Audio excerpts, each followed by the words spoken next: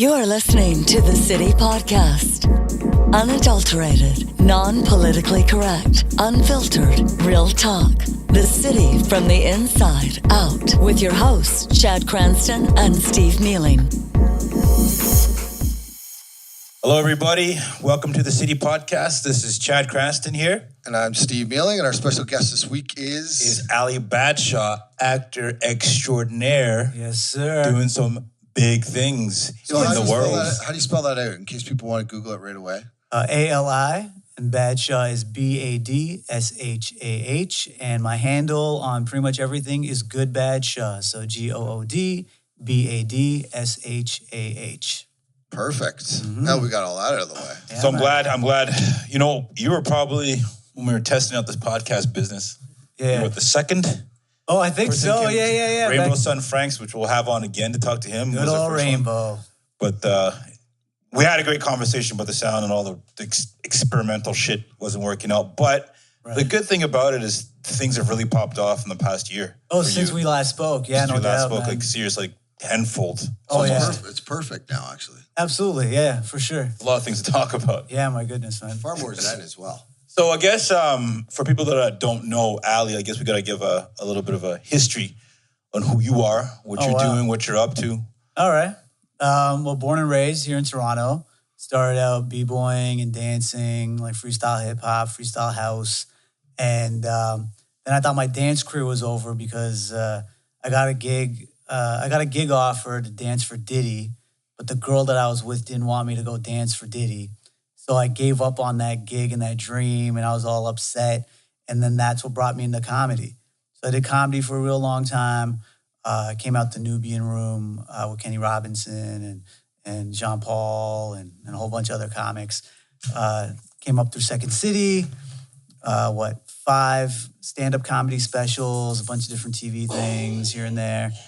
And then, I pivoted into acting after, actually I was acting even during comedy, but doing acting for a long while. And then the big film that I'm in right now is The Breadwinner. Angelina Jolie executive produced that. Sweet. Yeah. Yeah, and it's a beautiful film. We've been working on it for I first came on, I think in 2014. But the producers have been working on this film for almost 7 years now. Before you even came on? Yeah. Just in terms of securing financing. Because in terms of any of these films, it's an independent film, even though Angie's on board. It's a Canada, Ireland, Luxembourg co-production. Yeah. So to work out the financing. That's heavy. It's super heavy. They have a lot of players that kind of came in to make it happen. And so the producers over at Aircraft Pictures, Andrew Rosen and Anthony Leo.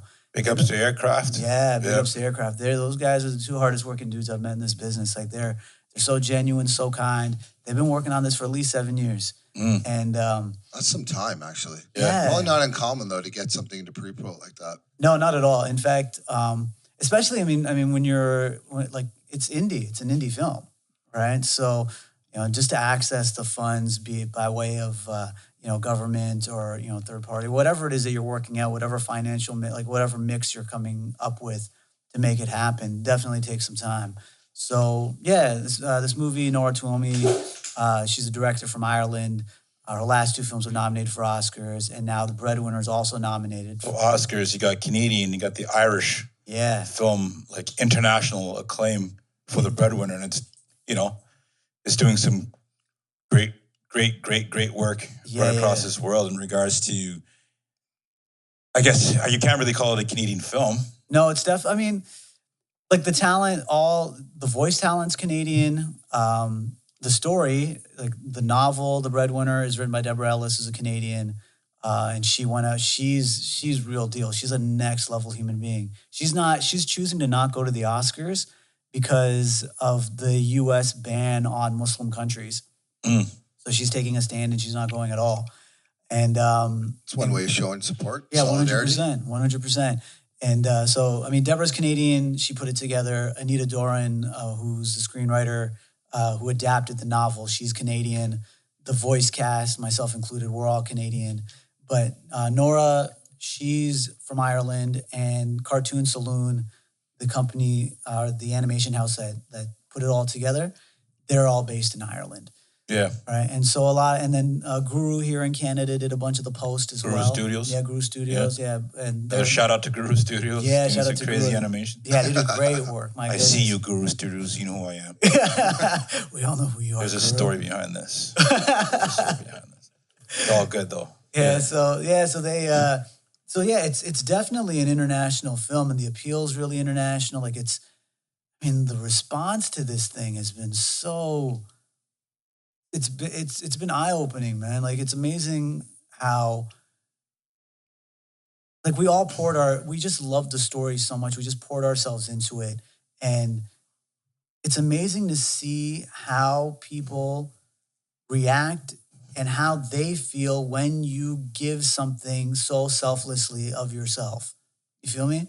Like, it was just, like, people sobbing. Like, we're at, so it premiered at TIFF. And, it was the first time we all met Angie. Like, Angie had final say in casting. So she cast all of us. Right. But we hadn't met her because, she's in LA doing her thing or whatever. And so did you guys do it over video or over the internet? How did you do your casting then? Yeah. So we went into the sound studio. We did our,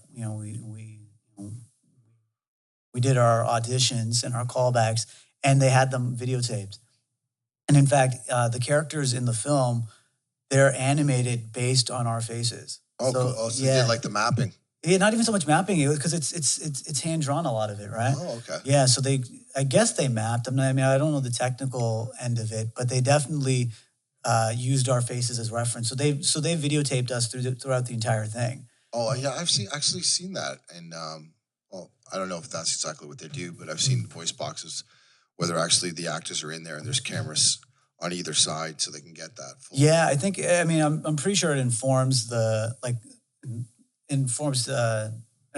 rather, I should say that it helps with the expressions. Helps with the expressions for the animators just to capture them and everything else.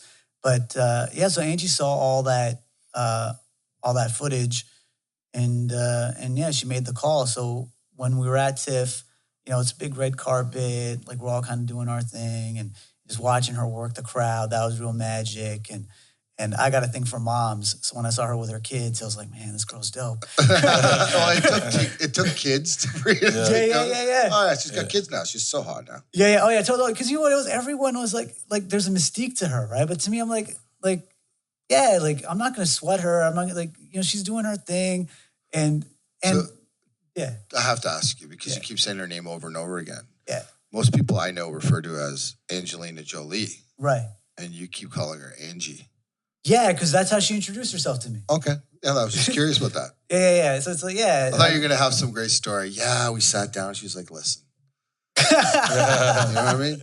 In one reality, that is true. But the one that I'm living in right now, not yet, man. It ain't even there yet. But she's like, I'm into silver foxes. Yeah, I hope so. That's why I had to get rid of Brad. And the whole thing. Just call me Angie. You're painting a beautiful picture for me, man. No, so we're at the premiere and Winter Garden Theater, and it's when the movie's done, man, everyone was just like in tears and like standing ovation. And it's one thing like I've gotten standing O's doing comedy, like doing stand up. My different specials and things like that, and that's great. Because you've really touched the crowd and they're feeling it and they're giving you that love. But that's just you, that's you and your accomplishment versus. That's right, as a whole ensemble, a whole team, right? And just the context too, when you're doing comedy, it's like it's on this cheery vibe, but with this, everyone's in tears and they're just thrilled. So how did you feel though? Like, how did that make you feel? Where you're like, oh man, it felt so good. It felt like I came home, dude. Yeah? Yeah. People know you now. Did you have that feeling where they know me? You know what? I didn't even, that's never actually ever played into any of the stuff I've ever done. Like, it's always been, I just want to bang out good stuff. Like, I just want to make cool shit. Like, make dope stuff, just put it out there. When the crowd cracked off like that and they were just, in love, for me, I was like, man, we got them. got them. Like just really got them to feel something. And that to me that's everything. So as far as people knowing me or not knowing me, obviously if people know me, then it leads to more work. Yeah, I kind of meant it in a different way because we were talking earlier. So full disclosure, we talked earlier about how you came about being able to play the character and what inspired you to play the character. Right. So what I meant by that was they know you as in you were pouring yourself out. So yeah, so 100%. So I guess man. So yeah, they see you. You know So what I while mean? we're at this stage, what's the Breadwinner about? So we can because for people like a lot of people probably don't know what the Breadwinner is about. They're probably still on Marvel and Black Panther and everything else, but there's some really which is amazing, compelling, by the way. Yeah. But there's a lot of compelling films that are out there. Incredible Shape of Water, which we're 2 for 2 now, with Oscar nominations on the City Podcast. That's I think we're getting up there. But also too, I just recently watched 3 Billboards Outside of Ebbing, which is probably one of the best movies of the year. And then yours, obviously with Breadwinner, they're giving it. There's yours and there's another one. There's another one animated piece. I can't remember what it's called. I mean, well, there's Coco. Coco, I think it's Coco. Coco's great too. Coco's great, but it's not getting the world that you guys are getting. The film is nominated for Oscar, correct? Yeah, Oscar, Canadian, Irish. How many different areas is it, or fields, or? So it's nominated for best. Oscar so in terms of the Oscars, it's nominated for best animated feature film, which is a big deal. Which is huge. Massive. Yeah, that's massive. And then there's a bunch of technical awards. Like I think there's editing and there's like some kind of sound thing. I don't know what the sound other ones editing, are. sound recording. Yeah.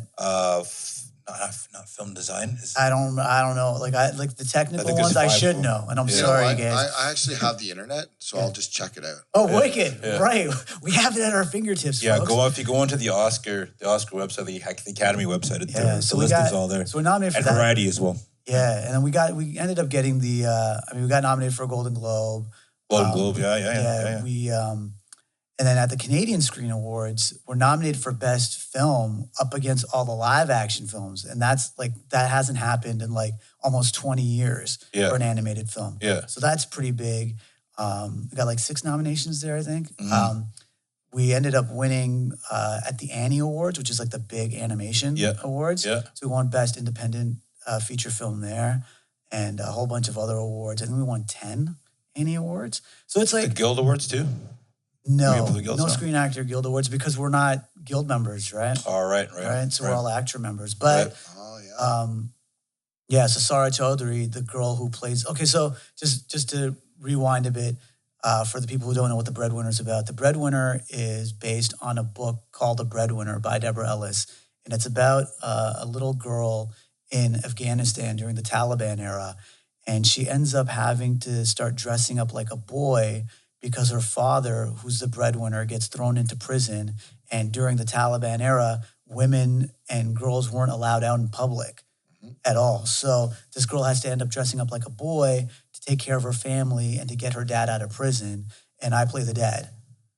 So crazy. Yeah, man, it's kind of nuts. Yeah. It's definitely nuts. So it's pretty crazy. You're able to just get the gray hairs just in time.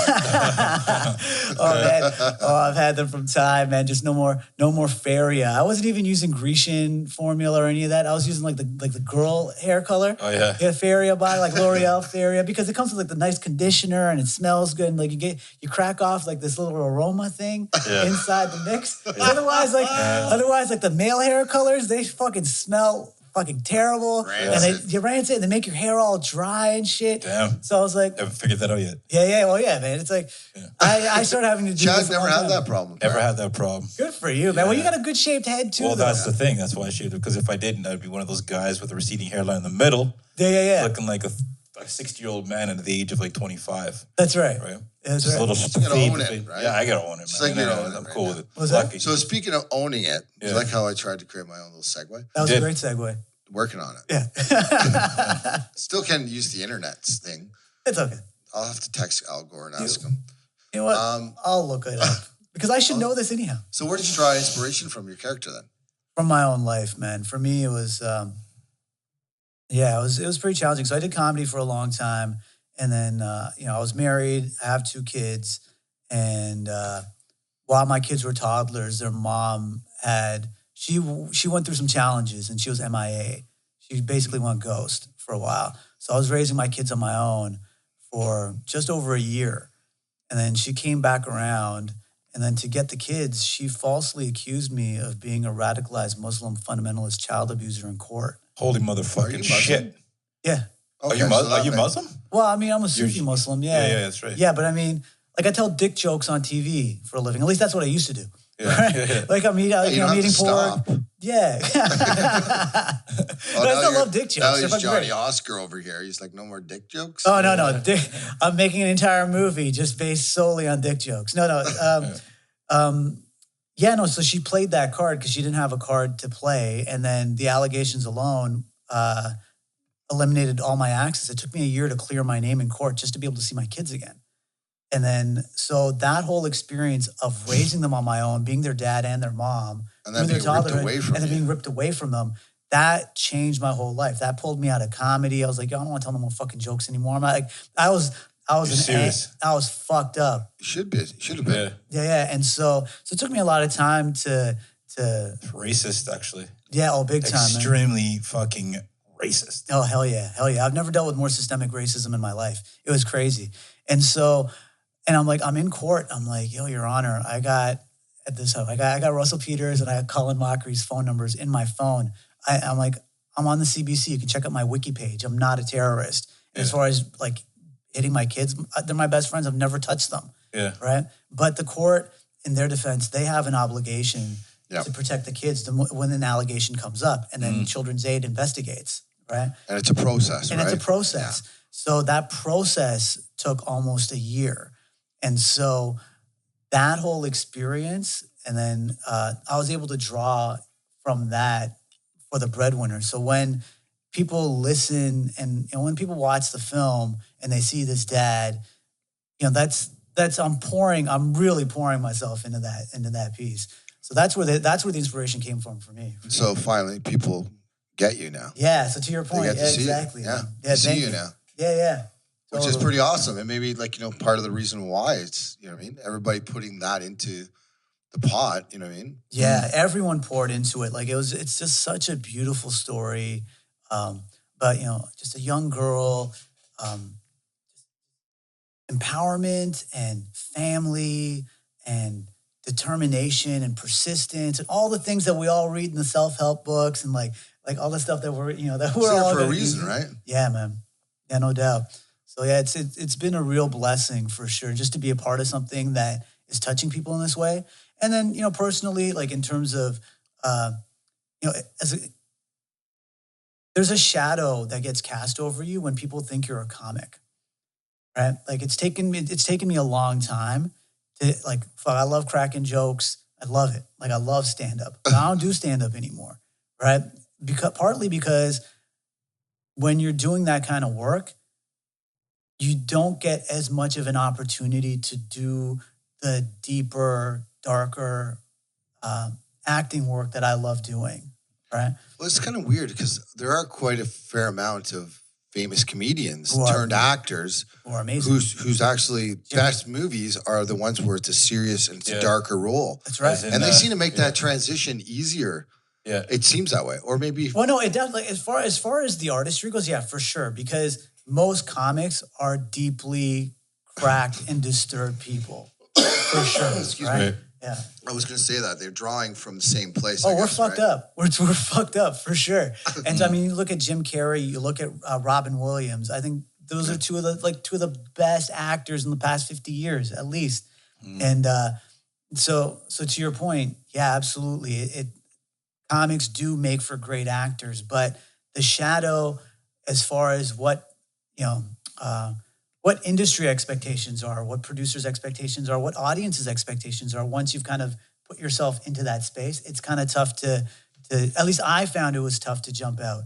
So now, at least in the past couple of years, but particularly with the Breadwinner, it's helped me shift gears. You shedded it. Yeah, man. And I still love it. Like I can still go rock a mic. Like there's no, and I'm always going to be an MC. Like that's never changing. There's always going to be a place for dick jokes. Yeah, just totally. saying. There has to be. Yeah. I don't want to live in a world where there isn't room for dick jokes. That has to happen. I don't think that'll ever happen, actually. We're always going to tell dick jokes whether they like it or not. Damn.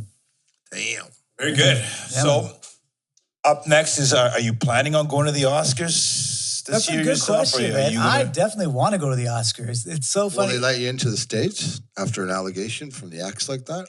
That's a good be on question. the record? That's what the first thing I thought of, actually. Yeah, well, I mean, it's definitely on. Like, I mean, I didn't get convicted of anything or anything like that. No. Just got a message about the Justice Award and the Breadwinner just a second ago. Yeah. We just won now, that. literally. Oh, nice. Yeah. Yeah. We just won that in Berlin. Wow. That's Yeah. in Germany. In Germany. Yeah. See Germans. It's in So there Germany. is one thing I want to ask you about, because last time, like we were talking about earlier, when we did a podcast over a year ago, one of our first couple ones, and we had some audio issues, so we had to throw it out.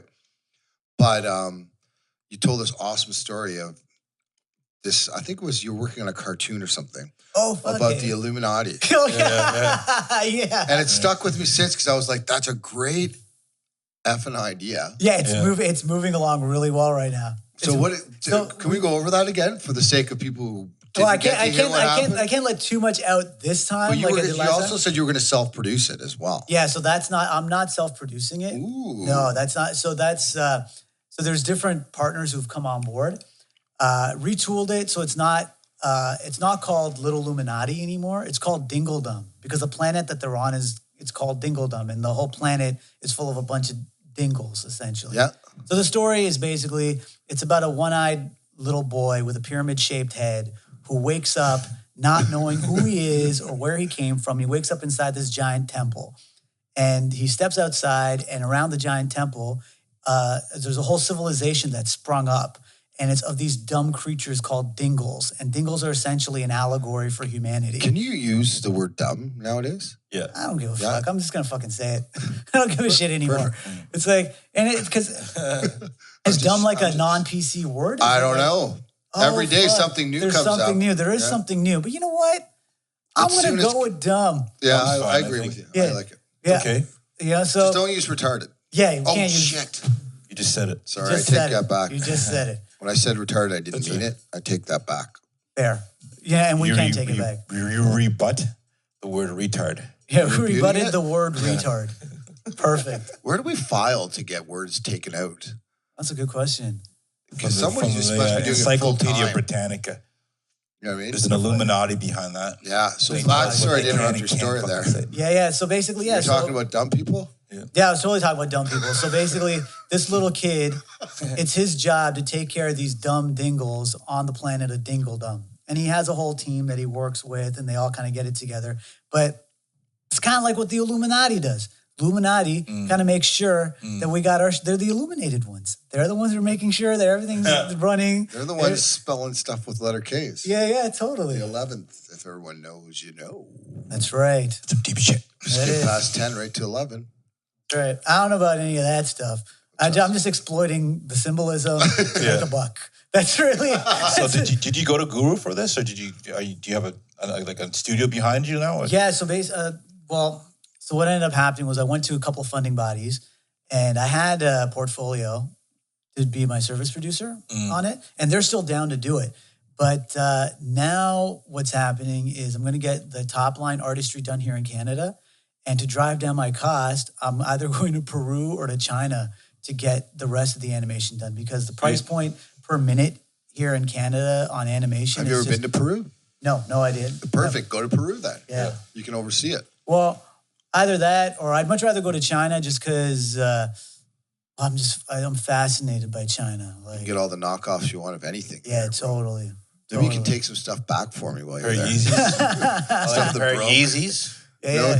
And I want a Supreme red bag. You want the Louis Vuitton? I know the Louis Vuitton, the new one. No, the Louis Vuitton Supreme collab. Yeah, yes. Yeah, the Louis that Supreme one. collab's crazy. Sick. Yeah. I don't even care if it's a Supreme Miss You just want the carry-all, right? Yeah, that's it. That's Yeah, all I want. that makes Apparently sense. is there a Bathing Ape Supreme collab, or there's a Bathing Ape Louis collab? It's coming. Yeah, it's Something coming. I think it's Who coming because knows? Bathing Ape's making their way back. Yeah. I don't know. You hype good beasted stuff. today yet? You check was that that? shit out? No, man, I've been hype beasting for a minute, man.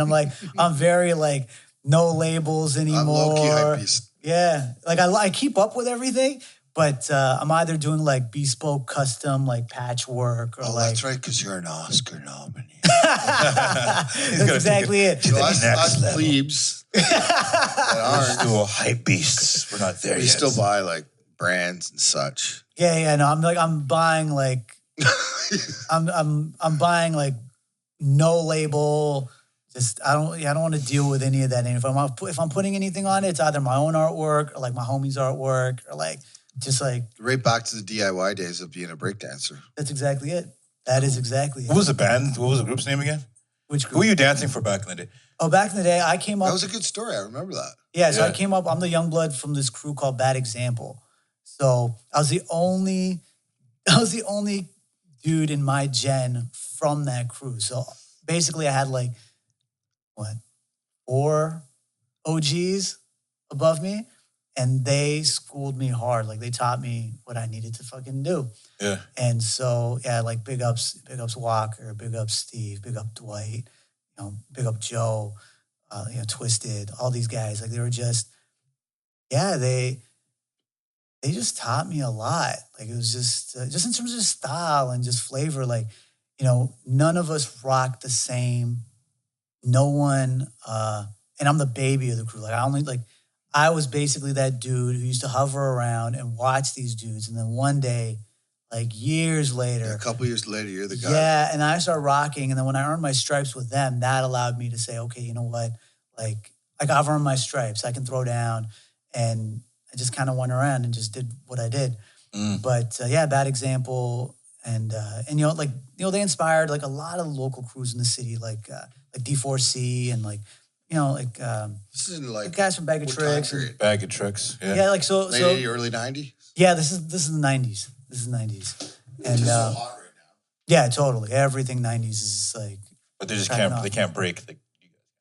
No. And and Because the here's music's like, different. The music's totally different. But I mean, for us, we weren't even a b-boy crew, right? We were freestyle hip hop and freestyle house dancers. So it's I pop, like I love popping, right? But for us, it was like real hot stepper, like deep house, like Afro Cubano house or Latin house, or just some deep tech or tribal or whatever it was, and we would just fucking crush it. Yeah, sure, man. Here we go. Here we go. Red or blue? Always red. Always red. Always red. Amazing. So yeah, man. No, I mean, dancing for me was a huge thing. Like, fuck, I grew up Dovercourt and Bloor, grew up in Regent, grew up in Esplanade. That tastes good. Tastes good, eh? Yeah, it tastes really good. You're gonna sleep nice tonight. Shouts out to Twisted extracts. Lots of love there. But yeah, man, people dancing for me, it was huge. Like, I remember going to my boy Charles Reese's house. I was 6 years old. Go to his house, and his older brother has Breakin' 1 on a beta tape. Wow. Beta. And I didn't even know what a beta machine was because we had a VHS at home. And so he pops it in, and I'm watching this, and my head just exploded. I was like, what is this? And sure enough, like 2 weeks later, in the courtyard between our buildings, all these older cats were throwing down. They had cardboard, and they're just doing their thing. And I'm watching from my balcony as a little kid. And then sure enough, just started going at it. But yeah, no, dance was a beautiful outlet for me, man. And I still throw down. Like I'll still go to a party or like an EDM festival or whatever it is, and throw it down. Oh hell, they don't. yeah. They don't expect it. Oh yeah, totally. And then young bloods try to come up, and they try to step up, and then they take them out, and I'm like, yeah, I got this silver Finish here. him. Yeah. I love it, man. I fucking love it. We gotta go. We gotta go to a deep house tonight. We missed one on the weekend. Cause I really enjoy those nights. Those nostalgias. Macioplex is fucking dope, dude. Yeah. Oh no shit. It's like newer tech house. Oh yeah. Really layered. Kind of remember how deep house used to be layered? Yeah. Sounds? That's no longer what they call deep house is no longer. That's right. That. It's some ETM something or other. Yeah. But it's like a layered, Some really Maceo textury. house? Macioplex, the guy who was Macioplex. Oh, he's an artist. Yes. Oh, dope.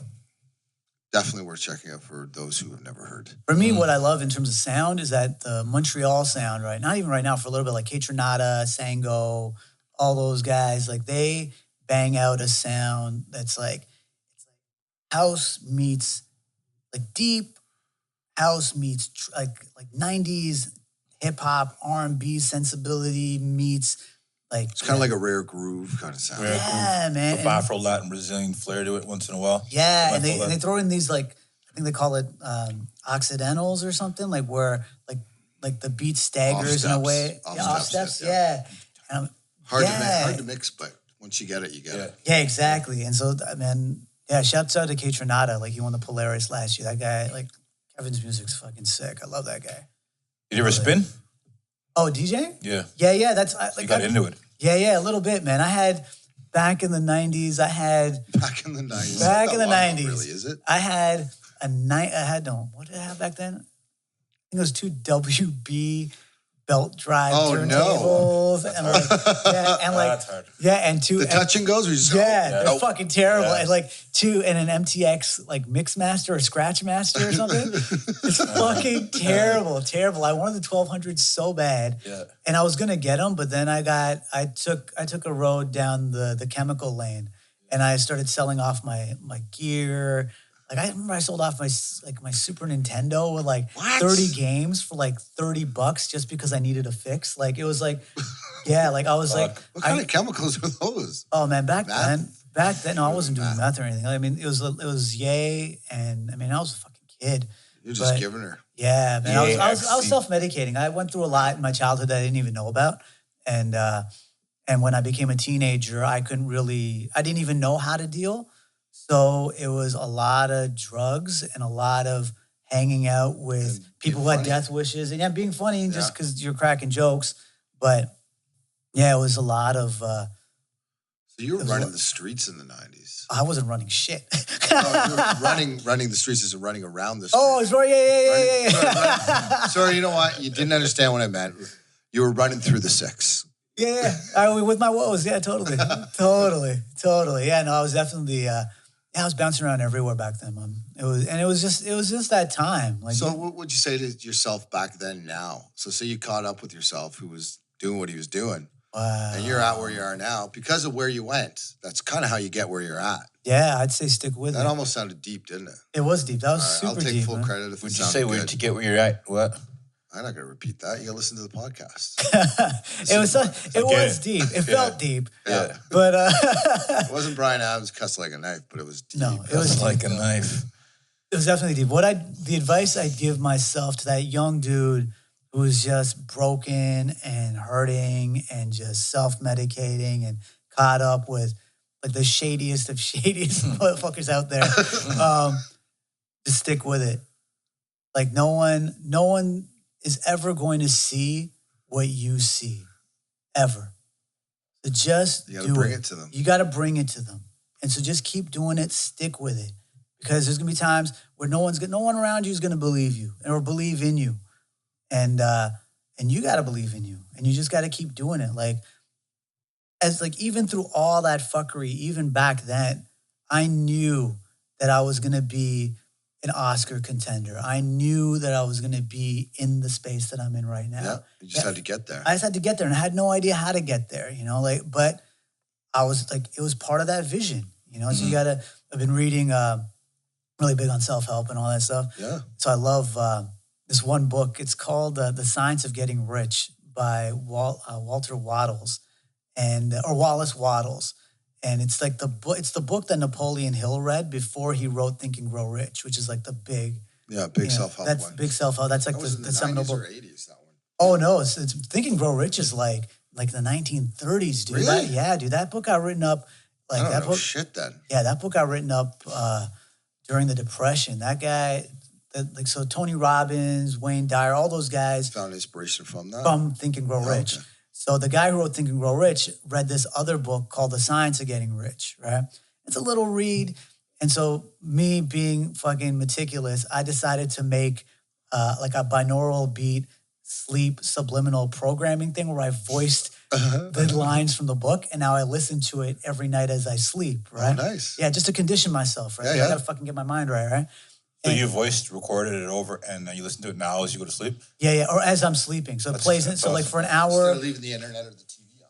Yeah. Yeah. You're medicating your brain. I'm medicating my brain. Yeah. So like for programming, an hour, actually, it's more programming. it is programming, hardcore. So for the first hour, it just plays like that white noise, fucking binaural, fucking weird sound.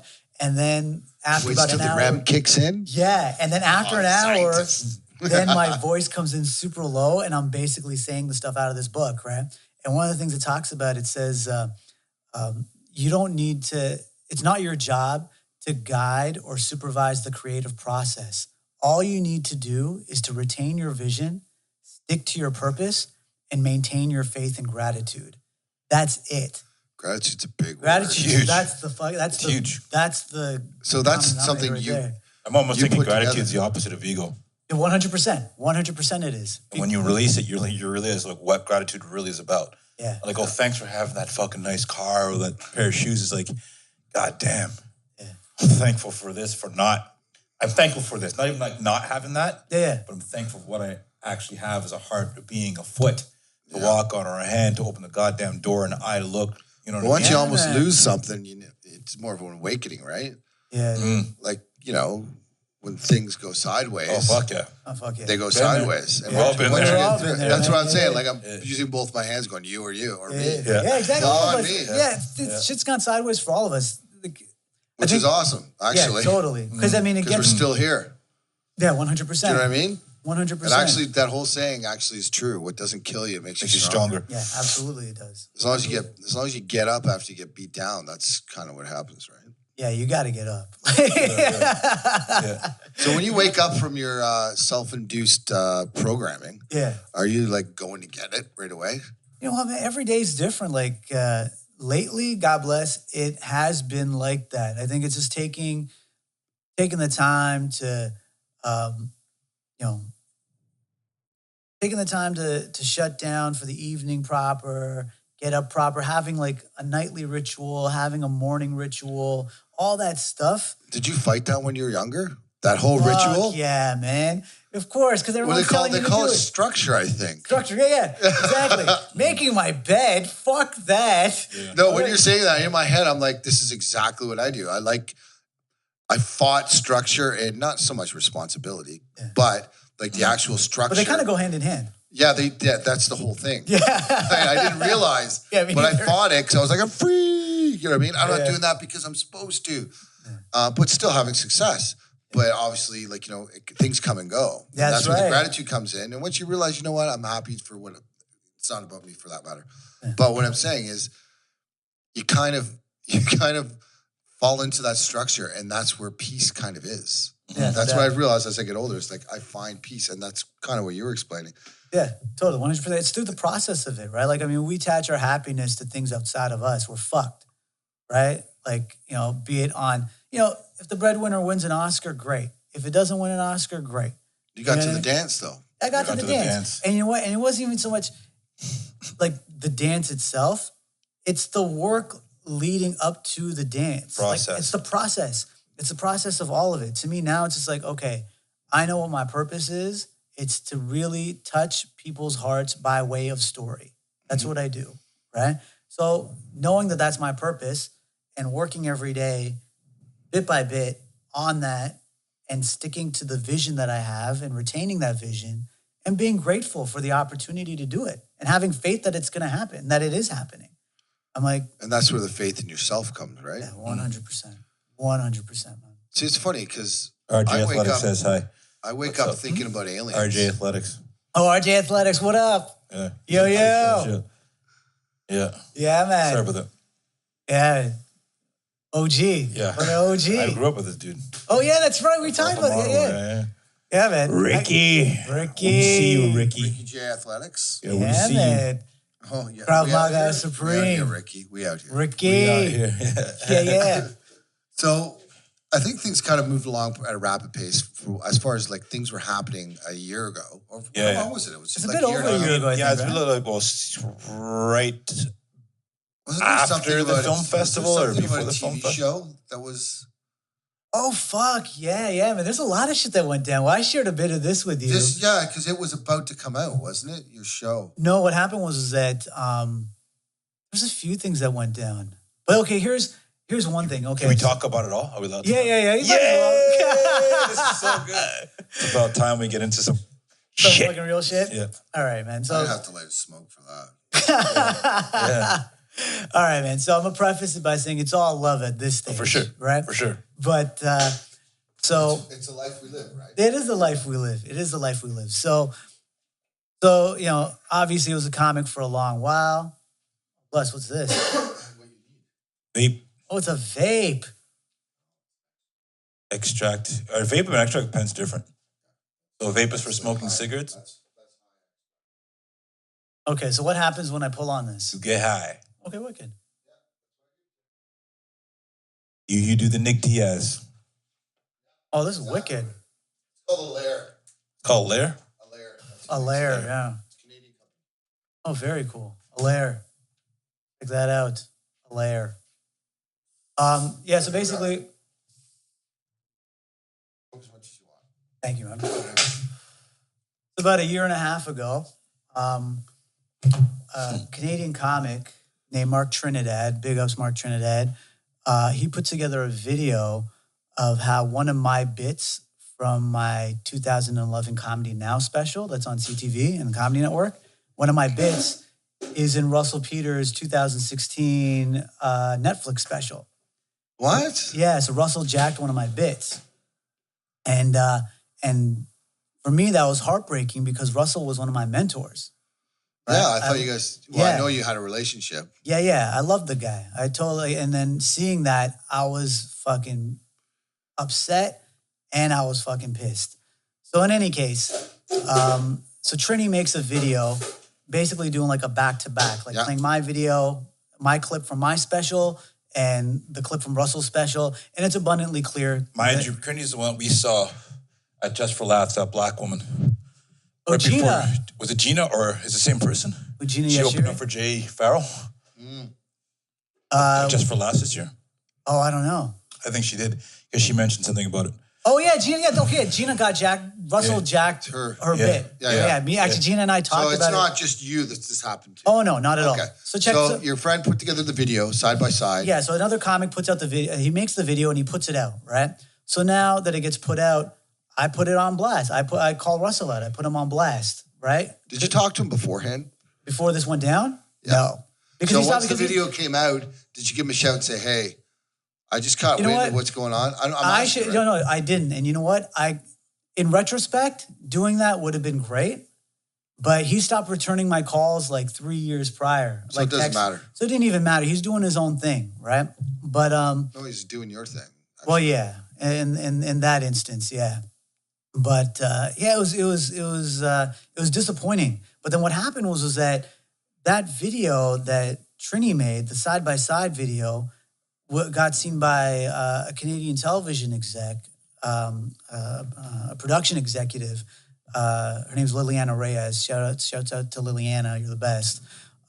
She sees the video and then she calls me in because they want to work on a show. Fast forward, that leads to me getting a sitcom deal with them and gets me to Just for Laughs because me and my writing partner on that show, it's called Take a Number, Will Wenneker. Shouts out to Will, who's a fucking phenomenal writer. Is it on right now? CBC? No, it's not yet. Okay, But, so it's in the works. Yeah, it's like, I mean, like I said, the Breadwinner took 7 years, right? So these things, the timeline on these things is just is, right? So anyhow, we end up as finalists at Just for Laughs for a pitch competition for this show. It's pretty rad. Yeah, it's pretty dope, right? So now this past summer, go down to Just for Laughs and we pitch the show. Everyone's fucking loving it. Fantastic time. That night, Comedy Central is throwing a party in the hotel, like the main hotel lobby, right? And my homegirl, Fafa Khan from Montreal, she's DJing. Shouts out to Fafa. She's dope. Wicked up? music. Was it? I said, "What up?" Yeah, no doubt. She's dope. And so we got, like the cast of SNL and Lil Rel Howery, like everyone's just fucking partying, having a great fucking time. Earlier that day, Russell did an outdoor concert with Grandmaster Melly Mel, Yeah, I remember Naughty by that. Nature, Yeah. Lisa. He was DJing as well, wasn't he? Yeah, oh no, Scratch and Yeah. Spin Bad, I think were DJing. Or Scratch was for sure. Excuse me. So then anyhow, the party's cracking off. It's near the end of the night. And yeah, so basically I'm walking through and describe it for us. Okay, so I'm walking through, the crowd's packed. Like, there's so many people there. The music's fucking live, you know, and it's popping. It's popping, like in a huge way. And I look over, and not 3 feet away from me is Russell, but he hasn't seen me yet, right? And now, in retrospect, looking at it and from the outside in, he's just having a good fucking time. At his party. At his party. Yeah. Like in his booth at his party, right? Yeah.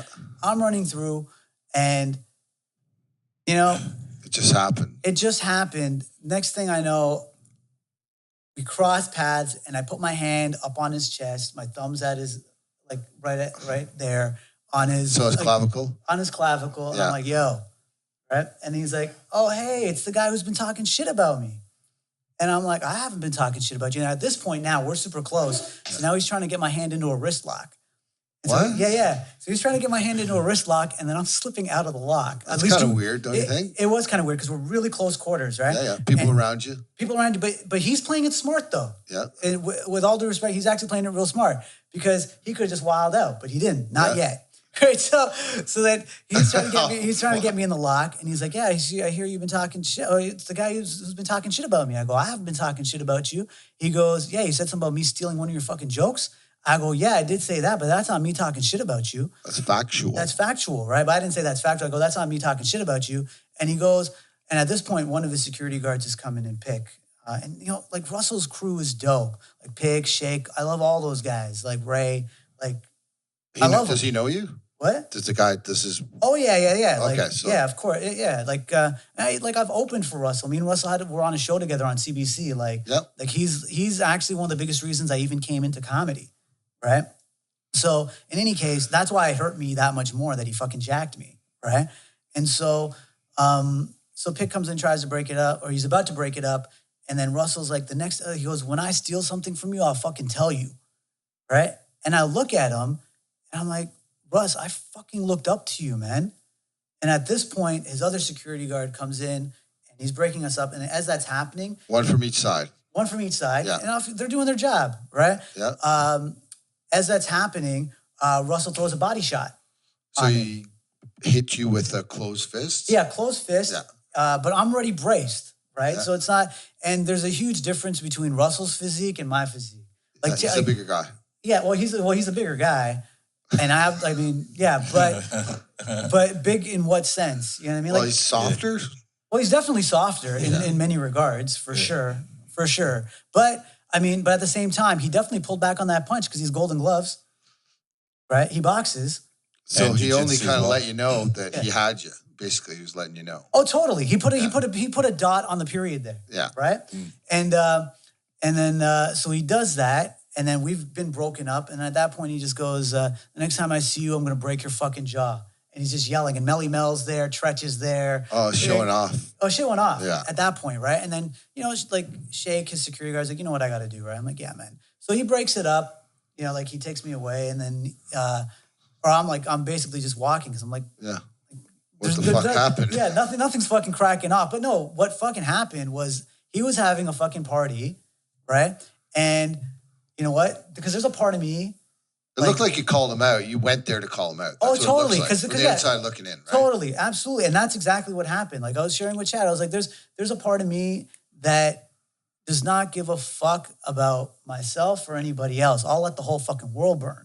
Yeah. Right? I'm just that. There's a part of me that is that dude, right? So it's like, I'll come at you, and I don't care if I die doing it, right? But it doesn't matter to me if you got security or not. The last thing you do is go down as a chump. That's Right. basically what it is. Right. That's exactly it. Like, I mean, if you're gonna jack me, like, I'm not having that, right? He could have just pieced you off. Actually, kind of thinking in my mind right now, I'm like, okay, how do we remedy the situation? You guys are friends. It's not like he just jacked some rookie comedian from somewhere and he had scouts everywhere. You guys had relations. You opened up for him. Yeah, man. Same hometown. He could have said, "You know what? My bad." Yeah, that's what I like. Wrote a check. At least try. Like, you know, that. Something. Is that, something. like, you know, that's what an artist do. You pay for the rental fee of it. You know what Yeah, I mean? I mean, Next thing you know, anything. you're writing jokes for him. Well, who knows, right? But You know it what was I mean? just, but it was just But the you already, way. I guess you already did that. You can use that one if you want. Thank you, man. I don't do stand-up anymore, though, so it's all good. But, yeah, man, no, I mean, in terms of how things cracked off that way, and what's amazing to me, like, again, like, and this is me just looking back at it, right? He's having a good time, and I fucking ran up on him because the hood in me just fucking creeped up, right? Like, I'm sorry, it just happened in that moment. I'm fucking feeling myself too, right? It's kind of a guy thing to do, though, right? Yeah, totally. Like, what? Like, I mean, like, what, you trying to fucking jack me? I'm gonna fucking get you. Yeah. I'm gonna fucking get you, right? But then at the same time, my higher self is like, there's zero beef, because here's the thing: had Russell not jacked my bit and Trini not made the video, I never would have gotten the sitcom deal that got me to Just for Laughs for us to even meet up that night. So it was so circular and so beautiful. So that night, after it all happened, I go to my hotel room, I do my morning meditation, my morning ritual, reflecting on it, talk to some OGs, they were just, sharing some insights on it. Some of Russell's really tight crew were like, yeah, shit happens, whatever it is. And, shout outs to Russell Peters, man. Like, Russell, man, like, Russ, I love you, bro. Like, there's no denying what happened. Mm. There's no denying it. Anybody who sees it knows it, right? And yeah, I called it out because I'm a human being too, and I'm a human animal too. And so we all got our ways, and yeah, man, there's like no love lost at all, actually. I'm too old for I'm too old for any other kind of. Well, you're a creator, right? So you just got, just goes to prove once again that your stuff is legit, because it went from you to him out to the rest of the world. Yeah, totally. Right? And he thought it was good enough that he wanted to use it on his stage, and he's on the highest level as far as his stage is concerned. Yeah, one of the highest levels for sure. That guy sells out stadiums. Yeah, definitely. You know what I mean? Like, definitely. Him and Kevin Hart are pretty close. Oh no, I know Kevin. I think is Kevin's on a next. No, level, I'm not man. saying how funny they are. I'm saying on how popular they are and how much pull they have.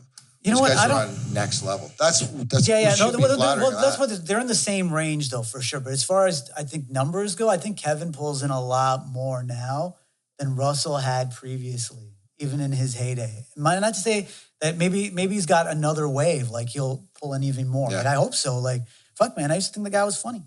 Like I fucking love the guy. And so, but like I couldn't go out, like, to your point, I could not go out like a chump. He's right there. We haven't seen each other. So I fucking ran up. Call it out. Like, man, oh man. He's gonna ultimately, I think, in all seriousness, he's gonna have more respect for you. Maybe.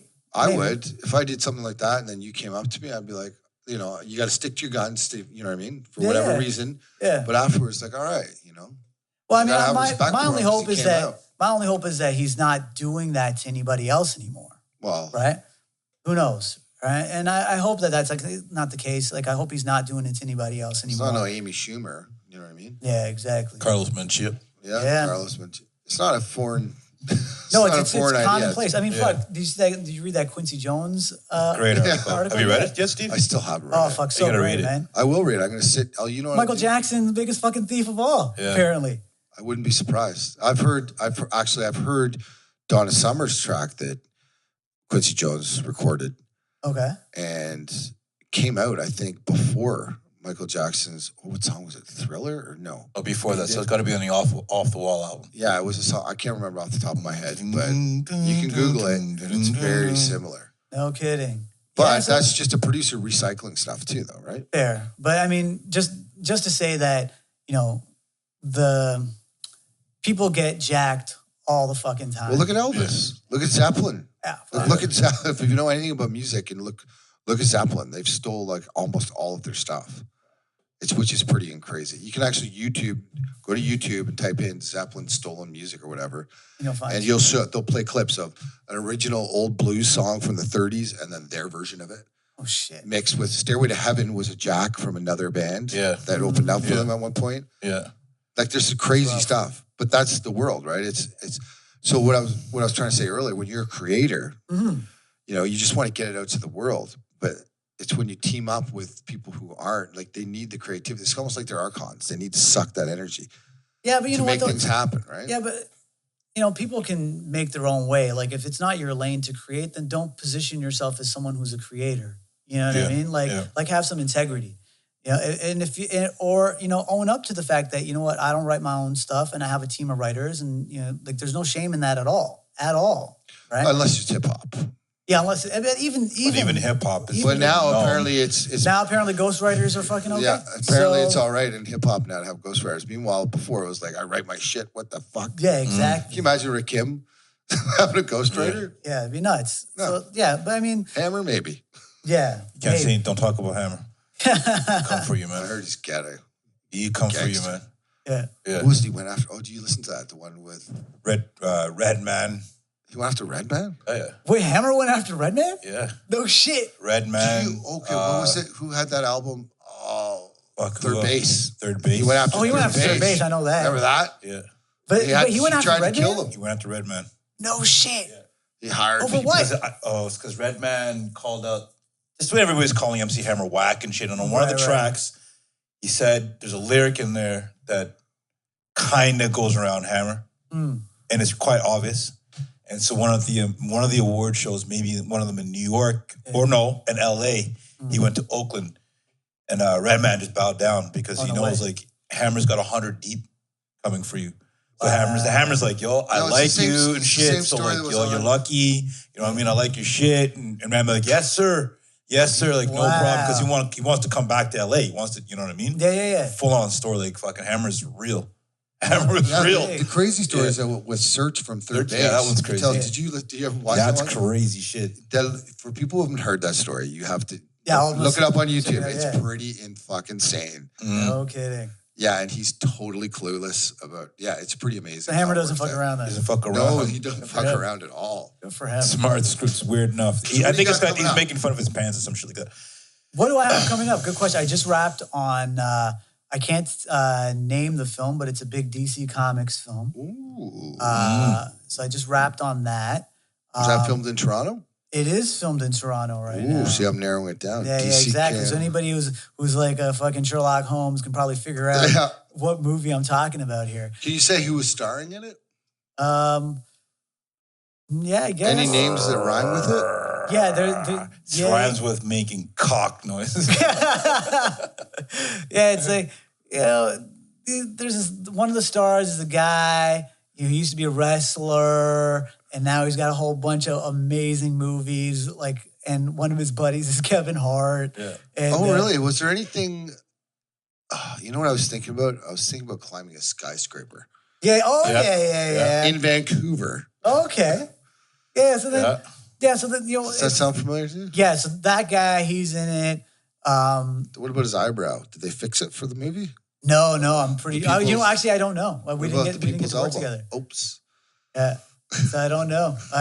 But... That's pretty crazy, actually, then. So working on a scale, that must have been a very interesting experience working on such a high-budget set. Yeah, it was nuts. Because that guy... Well... Doesn't do low budget movies. No, it's a big budget film, and it was nuts because you know you're in a room and there's like. Well, at least there's not Vin Diesel and him in the same room because they won't. They won't do anything together, and I think him and Tyrese now don't do fucking shit together anymore either, right? Let's hope not. Yeah, because that guy acted like the biggest bitch I ever seen in my life. Yeah, that was pretty rough. But if he's not mentally unstable, like he's got to have a handler or a friend, maybe. Yeah, but I think it's just, you know, when you surround yourself with yes men. And you know, egos, like this industry it's one part pure giving and selflessness in terms of artistry, and then the other part of it is ego. And more often than not, you know, people revel in the ego of it. Yeah. And so I don't think he's mentally fucking ill, Tyrese. He fucking ego tripped. He ego tripped in a huge fucking way, and he's got nobody around him. He had a big suck attack on, like, to the world, though. Yeah. That's the insanity of the whole thing. Like, that's right. Can't someone just go up to him, slap his iPhone in his hand? Yeah. Just say no. Well, Will and Jada tried. They're like, yo, here, take some money. Just shut the fuck up. Yeah. But it didn't work. That's pretty dope, actually. Yeah. I thought it was so great. I love to save his life. Yeah, man. Will Smith and Jada are fucking real deal. They're the best. I love them so much. Have you ever met either of them? No, I want to though. I think you will soon enough. If you keep putting out movies with Bach. Yeah. Whatever his name is. Johann Sebastian Bach. Yeah, Johann Sebastian Bach. He's my new production partner. I stubbed my toe on a rock the other day. Yeah. So if he's only one of the guys in it. Rocks in it. Rock. Anyways, by the time this comes out, the movie will be out probably. Oh, totally. Yeah, it's. I mean, they're in production for months on this thing. So just wrapped on that. Obviously, Dingledum is moving along right now, which is pretty awesome. I look forward to that. Yeah, man. That's I wanted one of the T-shirts. Oh, totally. For sure, I will. The whole reason why I even came up with this thing was for the merch. I want the toys. I want the mugs. I want the towels. I want. Are you gonna get them made in Japan by that one company that makes all the cool toys? Was it like Kid Robot or no? Kid Robot does. Mediacon or Medicon. Oh, I know what you're talking about. Yeah. Maybe. I don't know. Like, I have no idea. We'll talk licensing later, son. Yeah, totally. I'm definitely just down to build out a good product. Just get a good story out, man. For me, it's just getting more and more good stories out. People have been on me to write a book for a while. They're like, yo, between like, you know, like you said, running in the streets and, you know, There's stories there, buddy. Oh, there's tons. There's so much. I mean, but between that and the self-medicating and what the dancing and the shit that went down with the kids and fuck, man, like homelessness, fucking the mob, like all sorts of fucking like heavy stuff. And then obviously this stuff, like, you know, the accolades with something like the Breadwinner or, you know, fucking crack off with Russell or whatever. But like, that's a funny story, actually. It is. I think my hope would be that years down the road, me and Russ are chilling out again and we're laughing about it. That's what I'm saying. He's got to have respect for you because I would hope so. If you had jumped off further, he would have been like, I was right for stealing from him. Yeah, exactly. Fuck him. Exactly. I'm like, I can't have that. I can't fucking have that. I would rather fucking get brutalized and fucking bloodied up and fucking dead. For doing something right. So basically, the next project you've got is you just wrap with DC. Yeah. You've got your special with Russell Peters coming out. Yeah, I got the bread. And so you're going to do his stuff and he's going to do yours. Oh, is that what we're going to do? No, I don't want to do his stuff, though. I like his stuff. Russell's stuff is his stuff. That's because he does his own stuff so well, right? Right. That's right.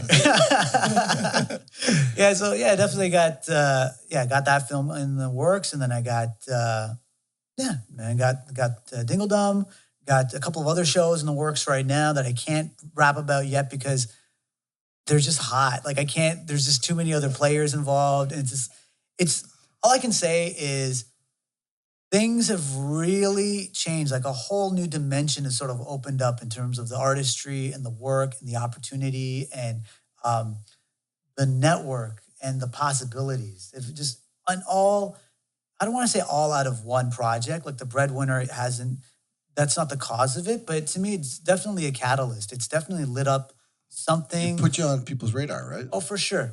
You know what they say?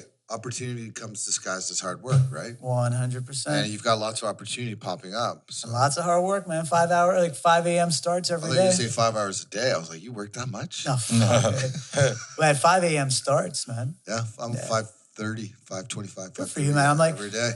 Going back to that point about how, man, all the shit that we got told when we were little about being organized and waking up early to bed, early to rise, makes a man healthy, wealthy, and wise, and a reflection of the company that you keep. Flash forward 18 years when you're a teenager. Yeah, exactly. Haven't slept for 2 days. There's no I love you, dude. I love you. I love you. You got any more of that shit? I didn't go to bed before 6 a.m. for almost 20 years. Oh, yeah. I believe it. I fucking believe it. So now when I'm getting up at 5:30, if I have a female friend over, they're like, what are you doing? I'm like, I'm up. Yeah. I'm up. I'm going to get coffee. You want any coffee? Starbucks open at 6. I gotta be there. Yeah. And you know what I mean? Oh, I let homegirls sleep. I'm like, I handle my fucking business. I'm like, I'll wake up super early. Yeah. I'll do like my morning ritual, whatever. Sometimes I'll break out. I'll go to the gym. I'll go to Good Life. I'll come back. Go to the gym for sure. 6 a.m. super early. She's still in bed. I'm like, that's peace, girl. Like, do what you got to do. Do what you got to do. Yeah, do what you got to do. Like that's when you crawl into bed all sweaty after the gym after that. Oh no, I shower first. I make sure. Like I'm a giver. You're a nice guy. I'm a total fucking giver. Oh no, I'm totally not a nice guy. But I just don't do your sheets over again. Just don't go that. That's exactly it. All right, buddy. It looks like we did it right this time. And you know what? We have 3 channels for 3 different mics. Hopefully that works out. Yeah, sorry everybody who was listening to last one. Hubby's podcast. Chad sounded like he was in a can. It wasn't on us, so we got enough production team on this anyway, so it's good.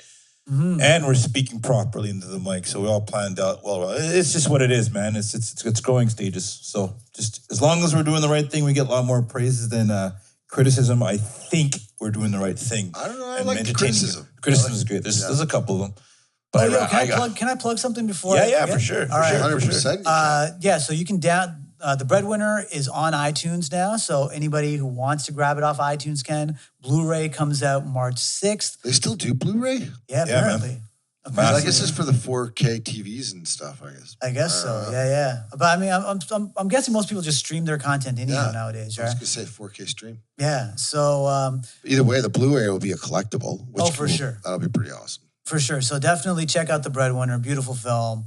That's all coming out there. And yeah, that's really the only thing to plug right now. No, you still got your social media stuff. Oh, yeah, that's right. Check me out on social media, Instagram, all that stuff. It's Good Badshah, GoodBadshah. All right, with that, I'm Steve. And I'm Chad Cranston, and this is the City Podcast. Before you go, we're all at the City Podcast as well, too, on Instagram, Twitter, Facebook. And that's about it. Are we on Snapchat? No, we don't do that shit. I don't know. Yeah, no Snapchat. Yeah. We don't need Perfect. that shit. Perfect. All right, thanks, guys. Cheers. We're out. Peace. Peace.